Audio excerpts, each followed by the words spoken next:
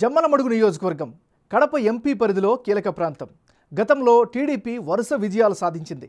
ఆ తర్వాత కాంగ్రెస్ పార్టీ సత్తా చాటింది. 2019 ఎన్నికల్లో వైసీపీ నుంచి మూలే సుధీర్ రెడ్డి గెలిచారు. ఈసారి ఆయనకే టిక్కెట్టు దక్కింది.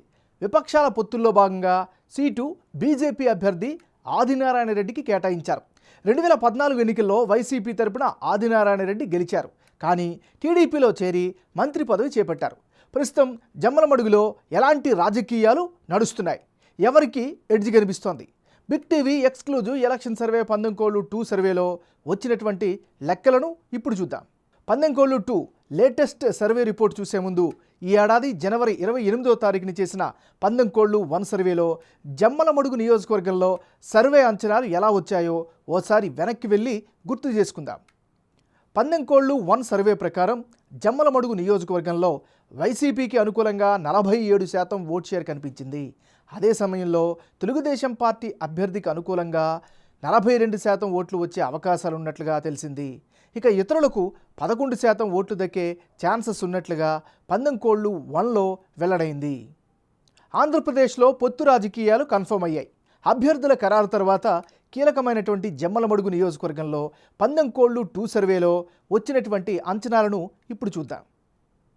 ఇప్పటికిప్పుడు ఎన్నికలు జరిగితే జమ్మలమడుగు నియోజకవర్గంలో వైఎస్ఆర్ కాంగ్రెస్ పార్టీకి అనుకూలంగా 49% ఓటు షేరు వచ్చే అవకాశాలు కనిపిస్తున్నాయి. అదే సమయంలో పొత్తుల్లో భాగంగా సీటు తగ్గించుకున్నటువంటి బీజేపీకి 45% ఓటు షేరు వచ్చే ఛాన్సెస్ ఉన్నాయి. అదే సమయంలో ఇతరులకు 6% ఓట్లు వచ్చే ఛాన్సెస్ ఉన్నట్లుగా జమ్మలమడుగులో చేసినటువంటి పందెంకోళ్ళు 2 సర్వేలో తేలింది. ఇక 2 సర్వేల మధ్య జనం యొక్క అభిప్రాయం ఎలా ఎందుకు మారింది? వైసీపీ టీడీపీ అభ్యర్థుల్లో ఎడ్జ్ ఎందుకు ఎవరికి పెరిగిందనేది ఇప్పుడు ఒకసారి పరిశీలిద్దాం.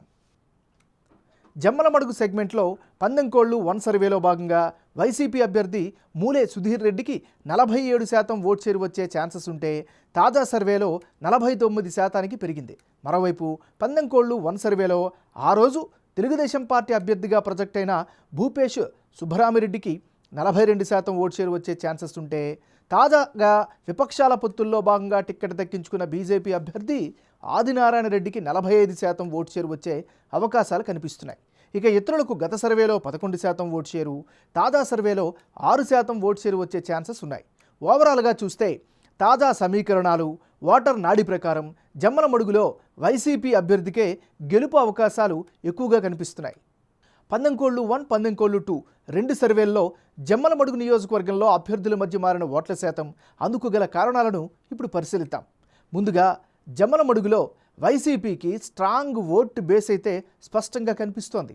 ముఖ్యంగా ప్రజల్లో సిట్టింగ్ ఎమ్మెల్యే అయినటువంటి సుధీర్ రెడ్డికి పాజిటివ్ ఇమేజ్ కంటిన్యూ అవుతోంది. పులివెందుల ఇంపాక్టు ఈ నియోజకవర్గం పైన స్పష్టంగా కనిపిస్తోంది. జగన్ ప్రభుత్వం అందిస్తున్న పథకాల నుంచి లబ్ధి పొందిన వారి ఓట్లు కీలకం కాబోతున్నాయి. వైసీపీకి మాజీ ఎమ్మెల్యే పొన్నపురెడ్డి రామసుబ్బారెడ్డి సపోర్టు ఉండడం కలిసొచ్చే అంశం. ఇక గ్రౌండ్ పరంగా చూస్తే గ్రౌండ్లో యాక్టివ్గా మూలే సుధీర్ రెడ్డి కనిపిస్తూ ఉన్నారు.